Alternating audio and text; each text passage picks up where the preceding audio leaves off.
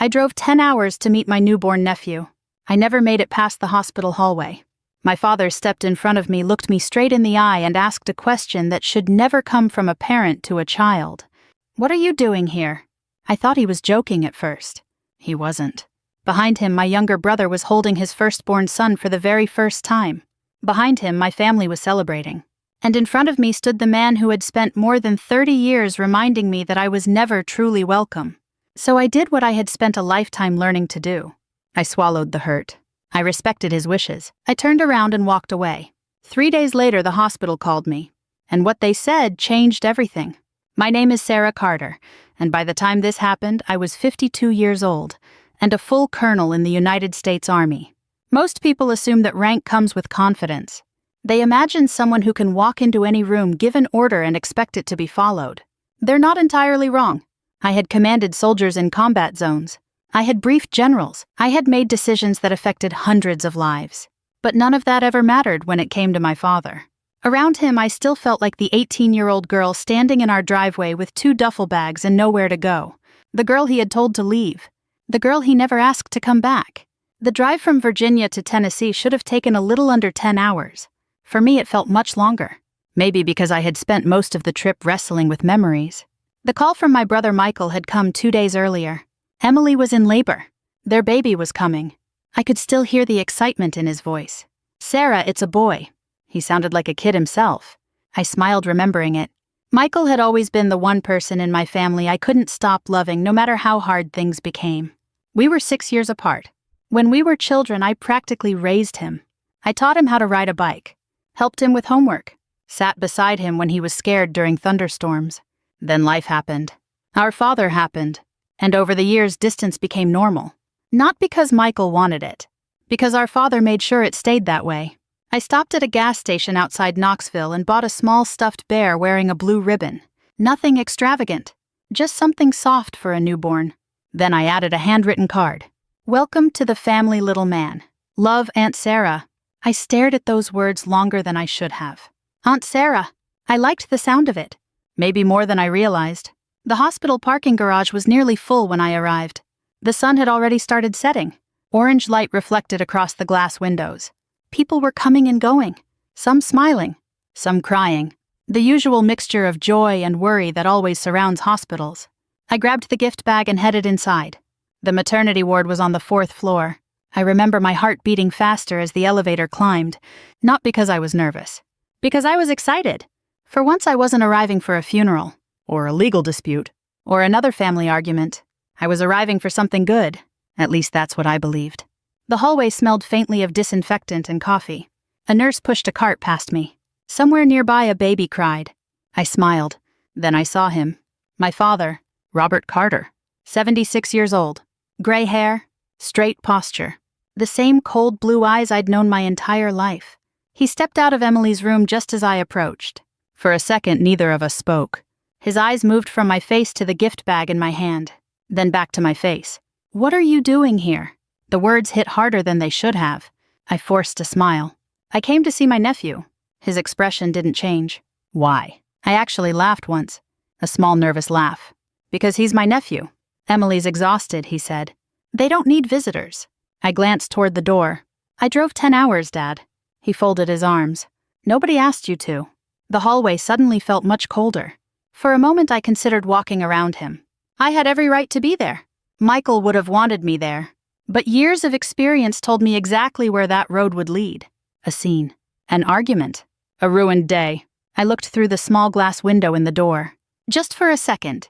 Michael sat in a chair holding a tiny bundle wrapped in blue blankets. His face was glowing.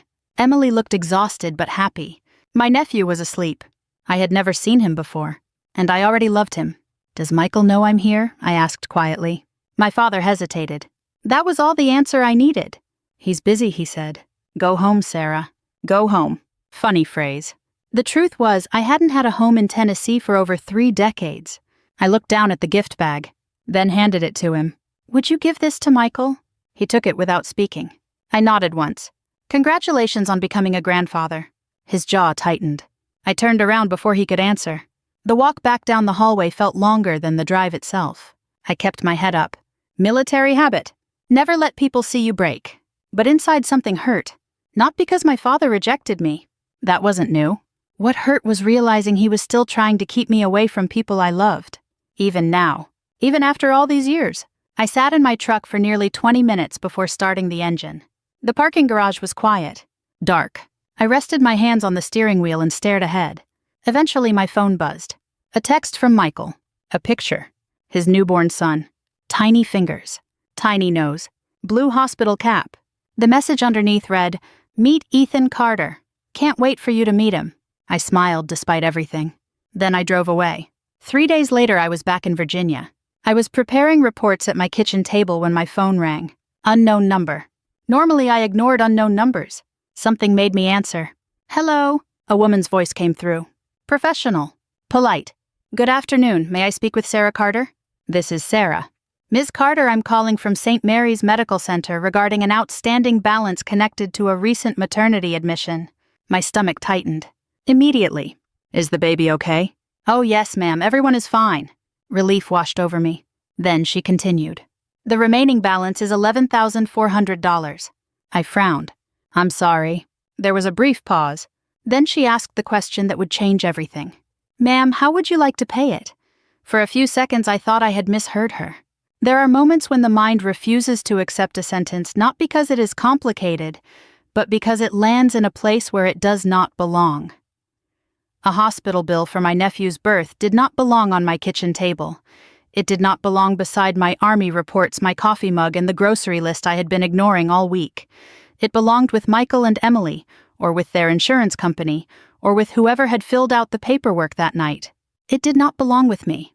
"I think there's been a mistake," I said. The woman on the other end kept her voice gentle the way people do when they are paid to deliver unpleasant information. "I understand, ma'am, but our records show you are listed as the responsible guarantor for the remaining balance." I slowly pushed my chair back from the table. "The responsible guarantor?" "Yes, ma'am." "For Emily Carter's maternity admission." "That's correct." I stood up and walked to the window, though I had no reason to. Outside my small backyard was quiet. The grass needed cutting. A neighbor's flag moved lightly in the afternoon breeze. Everything looked ordinary, which somehow made the call feel even stranger. "I was not admitted," I said carefully. "I was not present for the birth. I didn't sign anything." There was another pause. I heard keys clicking. "The forms were completed electronically," she said. "Your name, date of birth, and billing address are listed here. There is also a phone number and email address attached to the account." "Read me the email." She hesitated. "Ma'am, for privacy reasons." "I understand privacy," I said. "I also understand fraud. Read me the email attached to my name." Maybe it was my tone. Maybe it was the word fraud. Either way, she read it. "It was not my email." "It was my father's." I closed my eyes, not because I was surprised. Because I was tired. There is a special kind of exhaustion that comes from realizing someone has not changed at all. It does not arrive loudly. It settles in your bones like cold rain in an old coat. My father had not yelled this time. He had not insulted me in front of a room. He had not blocked a doorway with his body and dared me to cause a scene. He had simply used my name. Again. "When was this form completed?" I asked. "The evening of the admission. The same night I had driven 10 hours. The same night he had told me to go home." My fingers tightened around the phone. "Can you send me copies of everything I asked? We can send the guarantor documentation to the email on file." "No," I said. "You can send it to the correct email, mine." She asked me to verify my identity. I gave her the information. Then I added, "Please place a temporary hold on collection activity until this is reviewed." "I can make a note on the account, ma'am." "Thank you." Before hanging up, she asked one more time, "So at this time you are not making a payment?" I looked at the table at the half-finished report in front of me and almost laughed. "No," I said, "not today." The email arrived 12 minutes later. I opened it slowly. I have seen forged signatures before. In the military, paperwork can decide careers, clearances, assignments, even whether a soldier goes home on time or not. I knew how small details mattered. The wrong date, a missing middle initial, a typed signature where a wet signature should be, a phone number that did not match. This file had plenty of details. My full legal name, my old family address, my rank listed nowhere, thankfully, my current billing address, which my father only knew because Michael had mailed Christmas cards to me for years, and at the bottom an electronic acknowledgement. Sarah M. Carter. It was not even a good lie. My father had used the same stiff version of my name he used when he wanted to remind me that I was not family but a problem. I printed every page. Then I sat there for a long time looking at the documents spread across my table. The anger did not come first. Sadness did. I thought about Michael sitting in that hospital room holding his son, probably believing everyone around him was there to protect him. I thought about Emily pale and exhausted, trying to smile through pain while people took pictures. I thought about my father accepting my gift bag in the hallway with one hand, while somewhere in that same building my name had already been placed on a debt I knew nothing about. Then my phone buzzed. Michael. I let it ring twice before answering. Hey, I said, keeping my voice even. Hey, stranger, he said. You busy? A little. How's Ethan? The tired happiness in his voice softened me immediately. He's perfect. He sleeps like a champ during the day and screams like a tiny police siren at night. I smiled despite myself. Sounds about right. Emily says he has my nose. Poor kid. Michael laughed. It was the same laugh he had as a boy when I used to sneak him cookies before dinner. Then he said, Dad told me you came by. My hand stilled on the paper. Oh, yeah, he said you had to leave for work. For a moment I said nothing. I could have told him the truth right there. I could have said, Michael, I drove 10 hours and Dad blocked me from your room. I could have said he lied to you. I could have said your son's hospital bill is sitting on my table because our father put my name on it.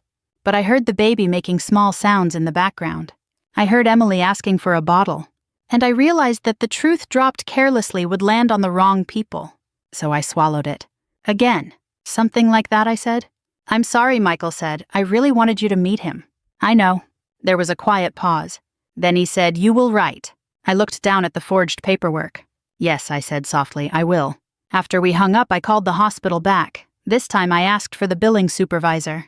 It took 18 minutes of transfers and hold music before a man named Daniel picked up. His voice was calm but guarded. I explained the situation. Not emotionally, not dramatically, just facts. I had not signed. I had not authorized. The email belonged to someone else. The phone number belonged to someone else. The paperwork appeared to have been completed without my knowledge. Daniel listened without interrupting. When I finished, he said, Ms. Carter, would you like us to remove you as guarantor and pursue the patient directly? I looked at Michael's text, still glowing on my screen. A photo of Ethan. Tiny fingers curled against a blue blanket. No, I said. Daniel went quiet. No? Do not send this to Michael and Emily. Do not call them. Do not threaten collections. Do you understand? Yes, ma'am, but someone has to resolve the account. I understand. Then how would you like to proceed? I leaned back in my chair. For the first time that day, I smiled. Not because any of this was funny.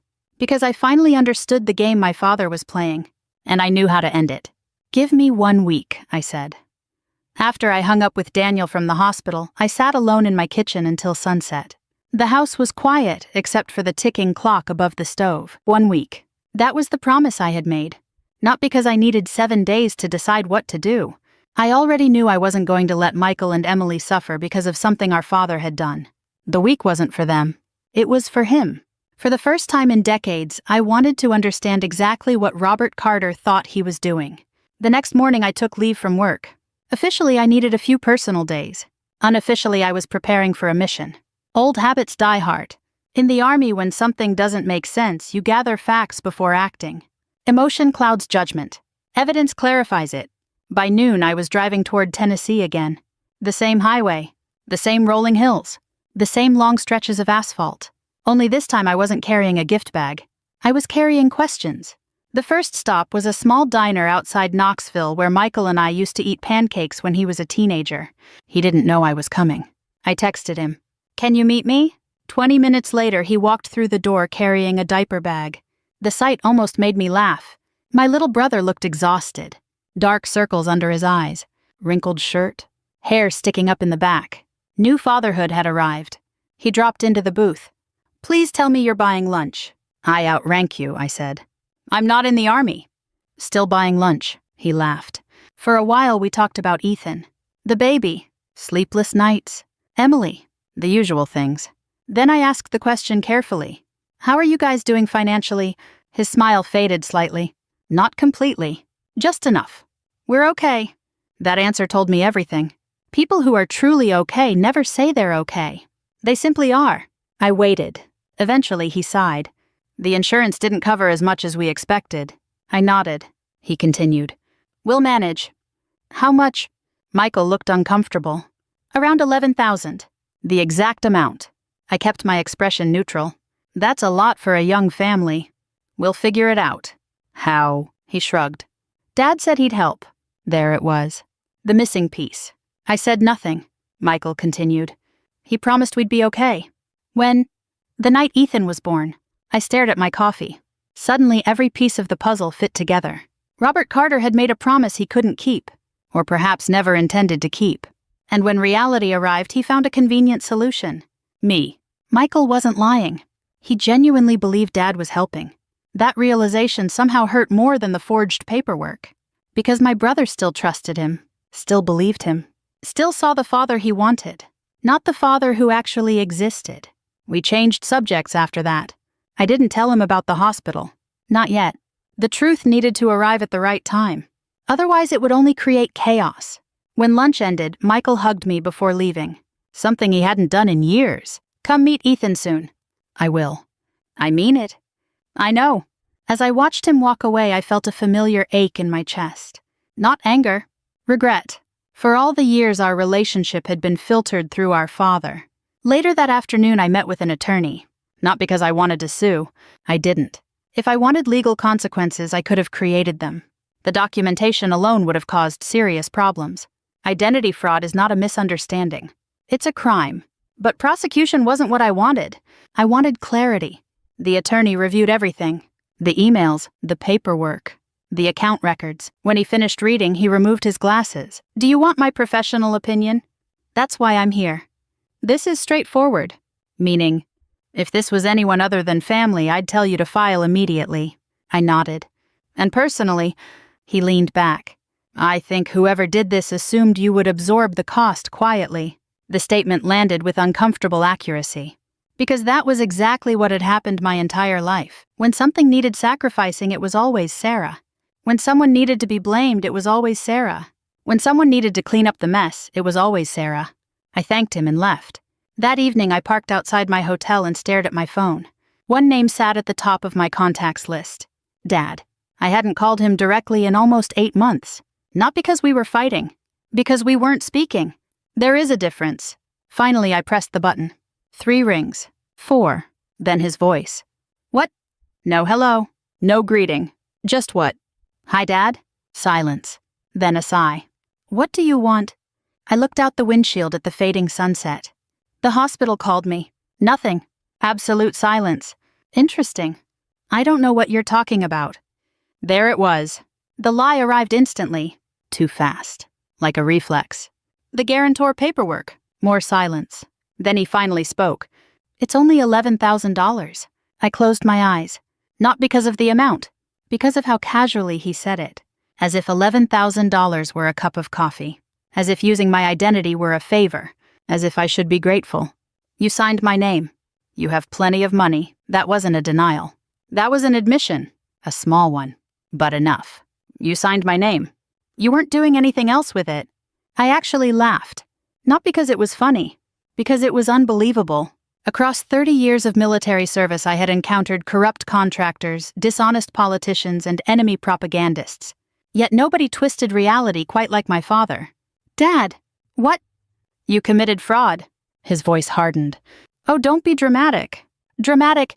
It's family. The word family nearly made me choke. Family. The same family I wasn't allowed to see 3 days earlier. The same family I had driven 10 hours to support. The same family I was apparently useful enough to finance, but not useful enough to welcome. You told me to leave the hospital. I was protecting Emily. From me, you always make things complicated. The statement stunned me. Not because it was true, because he genuinely believed it, or wanted to. Some people lie so often that eventually they stop distinguishing between truth and convenience. Robert Carter had crossed that line years ago. I took a deep breath. Why didn't you pay it yourself? His answer came after a long pause. Because for once he didn't have a good lie ready. Finally, he muttered, "Things are tight right now." There it was. The truth. Small. Ugly. Human. Things were tight. He didn't have the money. Yet, instead of admitting that to Michael, he chose another path. My path. You could have asked. His laugh was bitter. You would have said no. The sad thing was that he might have been wrong. If he had called and said Michael needed help, I probably would have paid immediately. Not for him. For Michael. For Ethan. For family. Real family. The kind built on honesty. Not manipulation. Neither of us spoke for several seconds. Finally, he said something that changed everything. There'll be a family celebration next month. What? For Ethan. I frowned. A party. Okay. You should come. The invitation sounded strange coming from him. Suspicious. Calculated. Not warm. Not sincere. More like someone moving pieces across a chessboard. I knew immediately he had a reason. I just didn't know what it was yet. I'll think about it. Do that. Then he hung up. No goodbye. No apology. Nothing. I lowered the phone slowly. Outside the hotel parking lot, lights flickered on. The sky darkened. And for the first time since the hospital called, I understood exactly what my father expected. He believed I would do what I had always done. Stay quiet. Protect everyone else. Pay the bill. And disappear. What he didn't realize was that this time I intended to finish the story. And if that meant attending his little celebration next month, I would be there. The invitation arrived 2 weeks later. Not in the mail. Not from Michael. Not from Emily. From my father. A short text message. Ethan's welcome party. Saturday, 2 p.m. Community Center. No greeting. No signature. No mention of our last conversation. Just a date, a time, and a location. I stared at the message for several seconds before setting the phone down. Over the years, I had learned that whenever my father suddenly became cooperative, there was usually a reason. The question wasn't whether he had a plan. The question was what role he expected me to play in it. 3 days later, the answer arrived. Michael called. He sounded happier than he had in months. You're coming, right? I think so. You better. I smiled. That a threat? Absolutely. For a moment, I heard Emily laughing in the background. Then Ethan started crying. The sound was small and distant through the phone, but it still made me smile. He's got good lungs, I said. Tell me about it. Then Michael lowered his voice. Dad's excited you're coming. That nearly made me laugh out loud. Excited. My father had spent 30 years treating my presence like an inconvenience. Excited was not a word I associated with him, but I kept my thoughts to myself. I'll be there. After we hung up, I opened the folder sitting on my desk. The hospital documents. The guarantor paperwork. The billing records. Email confirmations. Phone logs. Everything. For nearly 3 weeks, I had done nothing with them. No lawsuits. No police reports. No demands. No public accusations. I simply collected facts. Because facts have a way of becoming powerful when the right people see them. I placed the documents into a large envelope. Then I tucked the envelope into my briefcase. And waited. The day of the party arrived bright and warm. Tennessee summers always felt different from Virginia summers. The air seemed heavier. The sunlight softer. The roads more familiar. By the time I pulled into the community center parking lot, dozens of cars were already there. Families were unloading gifts. Children were running across the grass. Laughter drifted through the open doors. It looked like a celebration. Exactly the kind of event where nobody expected a family secret to explode. Inside, blue decorations covered nearly every wall. Photos of Ethan sat on tables. A banner stretched across the room. Welcome, baby Ethan. I spotted Michael immediately. He was carrying his son while talking to relatives. When he saw me, his face lit up. For a moment, he looked exactly like the little brother I remembered. Not exhausted. Not worried. Just happy. Sarah. Before I could react, he crossed the room and hugged me. A real hug. Not polite. Not awkward. Real. When he pulled away, he placed the baby carefully into my arms. The room disappeared. Everything else disappeared. For the first time, I finally met my nephew. He was smaller than I expected. Warm. Sleepy. Perfect. His tiny hand curled around one of my fingers. And just like that, 10 hours of driving, 30 years of family tension, and weeks of frustration seemed very far away.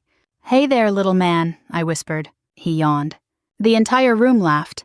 I felt my throat tighten unexpectedly. This was the moment I had driven 10 hours for. The moment I should have had in that hospital room. The moment someone had tried to take away from me. A few minutes later, Emily approached.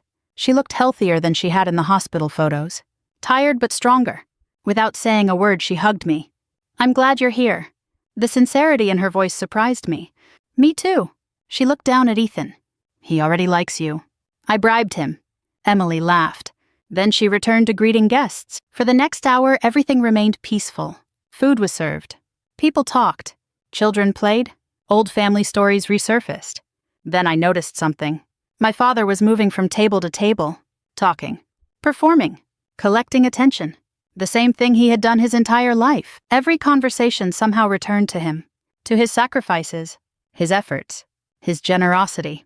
Eventually, I drifted close enough to hear. Michael and Emily were under a lot of pressure, he was saying, but I told them not to worry. Several relatives nodded. One woman smiled. "That's wonderful, Robert." He accepted the compliment effortlessly. "As family, we take care of each other." I nearly laughed. Take care of each other. Interesting choice of words. A few minutes later, another relative joined the conversation. I heard the hospital bills were expensive. My father's expression didn't change. I handled it. There it was, the lie. Clean, simple, delivered with complete confidence. Several people immediately praised him. One cousin shook his hand. "That's incredibly generous." My father nodded modestly. The performance continued. Across the room, I saw Michael smiling proudly. He believed every word. Emily did too. Neither of them had any reason not to. The room grew louder. The lie grew larger. And my patience grew smaller. Then something happened that forced the moment. An older aunt looked toward me. "What about Sarah?" she asked. The room quieted slightly. My father glanced in my direction. Then he smiled. The same smile I had seen countless times before. The one that always came right before a knife. Sarah stopped by briefly after the birth. A few people looked at me. He shrugged. "She's always been busy." Several relatives chuckled politely. Not cruelly, just enough.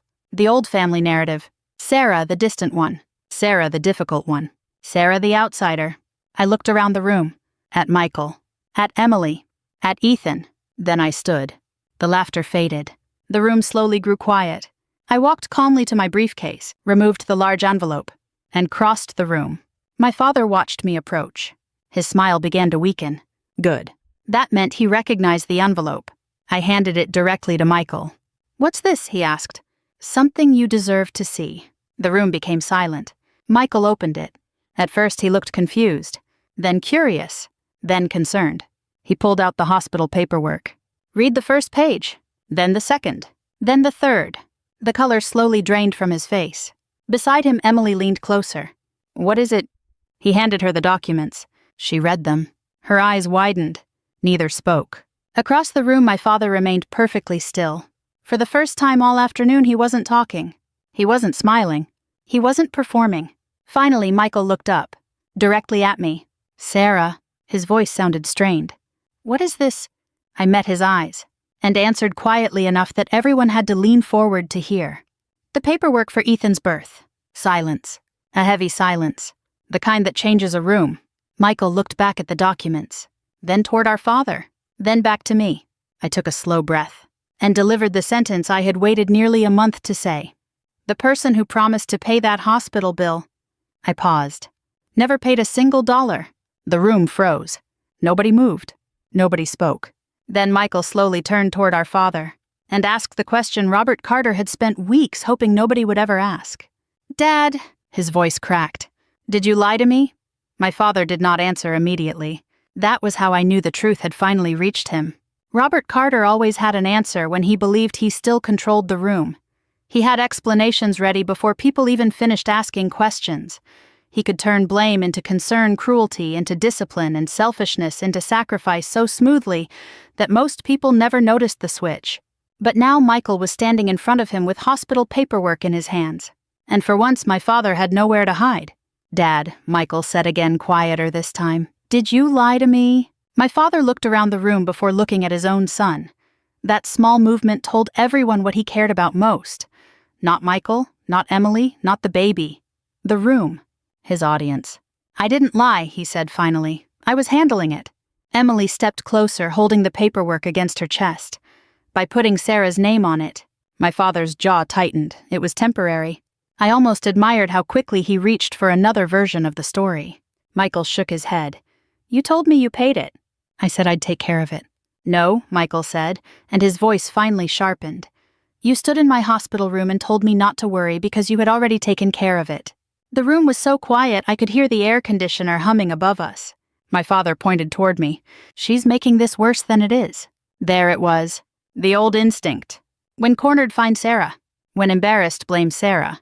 When the truth becomes inconvenient, turn the room toward Sarah and hope everyone follows. But this time nobody moved. Nobody laughed. Nobody looked away. Michael looked at me, then back at him. Did you sign her name? My father's mouth opened. Closed. Then he said, she has money. A sound moved through the room. Not outrage exactly, more like disappointment finally becoming audible. Emily's eyes filled with tears, but her voice stayed calm. Robert, that wasn't your money. She's a colonel, he snapped. She's fine. I felt that familiar sting, but it didn't cut as deep as it used to. Maybe because Ethan was sleeping nearby in his grandmother's arms. Maybe because Michael was finally seeing the truth with his own eyes. Or maybe because after decades of trying to earn my father's fairness, I had finally stopped needing it. Michael took one step closer to him. You kept her out of the hospital. My father looked annoyed. Emily needed rest. You told me she left for work. No answer.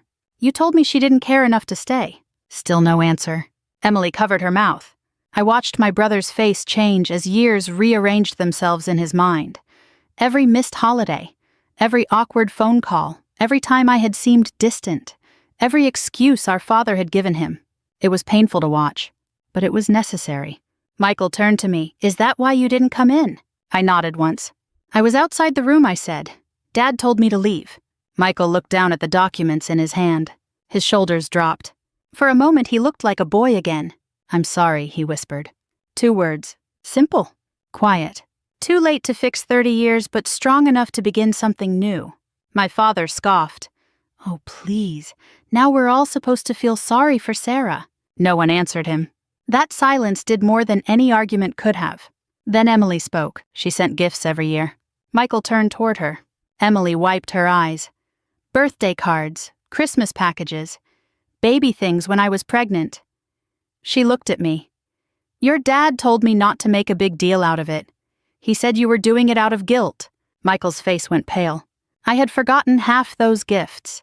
A baseball glove, books, a savings bond when Michael graduated college, a handmade blanket I'd ordered when Emily first told me she was expecting, small attempts to remain present in a family that kept closing the door. My father said that's not how it happened, but now his voice sounded thinner, because the room no longer belonged to him. Michael held up the paperwork. You are going to call the hospital, he said. You are going to admit Sarah never authorized this. My father stared at him, and then Michael continued, you are going to apologize to my wife, to my sister, and to every person in this room you lied to. My father laughed once. You don't talk to me like that. Michael did not raise his voice. That made it stronger. I'm a father now, he said. So yes, I do. Those words landed harder than any insult could have. Robert Carter looked at his son, and for the first time that afternoon, I saw something real behind his eyes. Not remorse. Fear. Not fear of losing me. He had already done that years ago. Fear of losing Michael. Emily walked over to me and placed Ethan carefully in my arms again. The baby shifted, made a soft sound, and settled against my chest. I looked down at him, at his tiny mouth and closed eyes, and felt something inside me loosen. Michael came over and stood beside us. I want him to know you, he said. My throat tightened.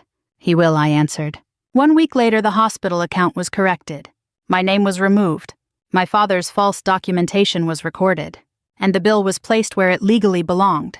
Then Michael and Emily received a notice that the balance had been paid in full, not by Robert Carter, by me.